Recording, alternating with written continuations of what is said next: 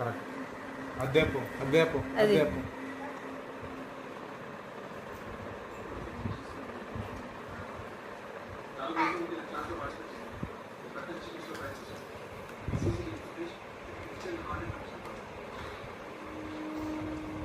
అది అది ఇప్పుడు నాన్నకి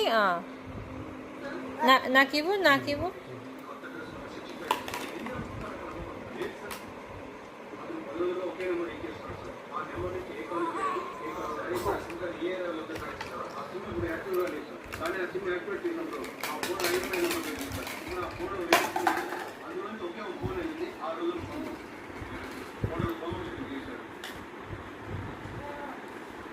తొక్కద్దు నాన్న.